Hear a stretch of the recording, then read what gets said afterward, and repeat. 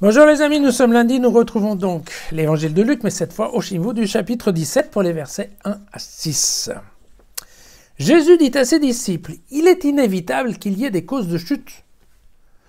Mais malheur, celui par qui la chute arrive. Mieux vaut pour lui qu'on lui attache au cou une meule de moulin et qu'on le jette à la mer, et qu'il ne fasse pas tomber un seul de ses petits. Tenez-vous sur vos gardes. Si ton frère vient à t'enfoncer, reprends-le. Et s'il se repent, pardonne-lui. Et si 7 fois le jour il t'offense, et que 7 fois il revienne à toi en disant « Je me repens », alors tu lui pardonneras. »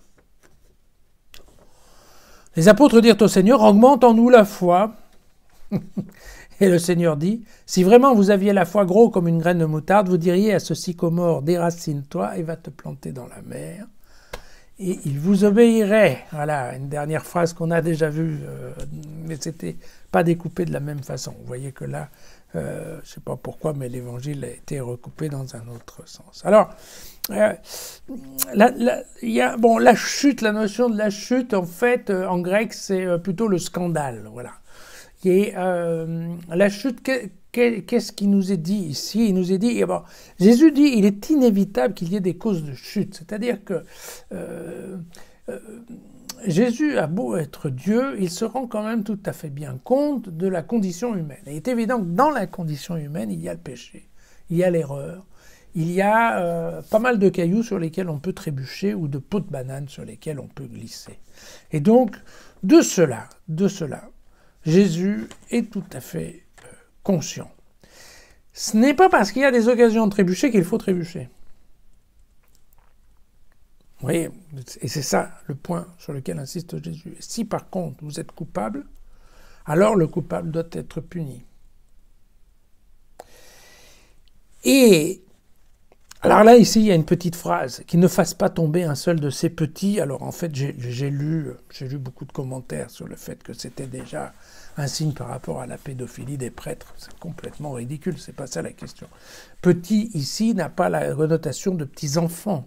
C'est pas ça. Les petits, dans les termes du christianisme, les petits sont ceux qui sont en effet des gens sans force parce qu'ils n'ont pas encore été convaincus ou formés à la bonne nouvelle.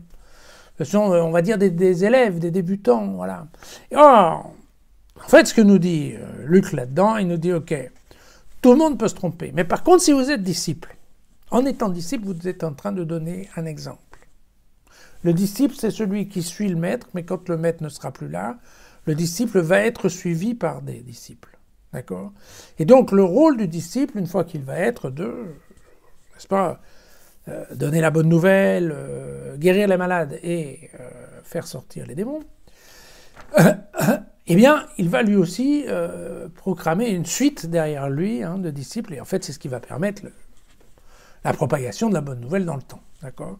Et donc, c'est là où il leur dit attention, parce que ceux qui chutent en étant disciples, en étant un exemple, alors, ce n'est plus une chute, c'est un scandale.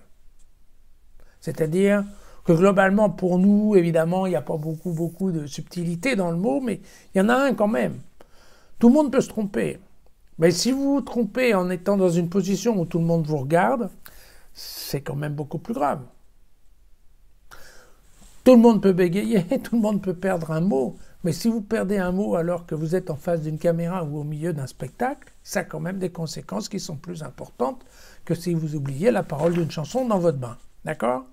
Et c'est bien de ça dont parle Luc ici. Et il prend derrière comme exemple qui est le pardon. C'est-à-dire qu'effectivement, la règle, elle est simple. Si ton frère t'offense, tu pardonnes. Et il se repentit et tu le pardonnes. Et si, parce que vous vous souvenez que le pardon, normalement, c'est Dieu. Hein, d'accord? On est bien d'accord. Mais par contre, s'excuser, demander le pardon, on le fait à la personne qu'on a offensée. Et la personne qu'on a offensée répond en disant, écoute, ok, pour moi, c'est bon, on est ok. Je te pardonne entre guillemets, parce que qui va te pardonner? C'est en haut. D'accord? Là, il y a eu un excès, comme plus personne croit en Dieu, alors maintenant, les gens se pardonnent eux-mêmes. Mais c'est pas tout à fait comme ça. Hein. Le pardon, c'est quand même Dieu qui s'en occupe. Alors bon, passons. Et donc, de toute façon, c'est cette question, voilà. Même si c'est 7 fois dans la journée, ouais, tu dois pardonner 7 fois. Si les 7 fois, il s'excuse, eh bien, ok, tu dois pardonner 7 fois. Et ça, c'est indiscutable. Si tu le fais pas, alors tu es dans une situation de chute, voire de scandale. Parce que tout le monde attend de te regarder et de dire, ah oui, effectivement, c'est ça. Être disciple, c'est pardonner, pardonner, pardonner, pardonner. D'accord ? Vous vous souvenez, il y a une autre phrase d'évangile. Tu lui pardonneras 7 fois, 77 fois. Vous vous souvenez ça ? Voilà. Et donc, on est bien là. Et donc, vous voyez que, effectivement, par rapport à cette réponse, on comprend que les apôtres dirent au Seigneur, écoute, augmente en nous la foi, hein, parce que effectivement, c'est quand même pas joyeux là ce qu'il nous raconte. Hein. Pas rigolo le discours de Jésus aujourd'hui. Hein. Donc, ouais, un peu de foi en bonus, peut-être ça aide. Allez, à demain.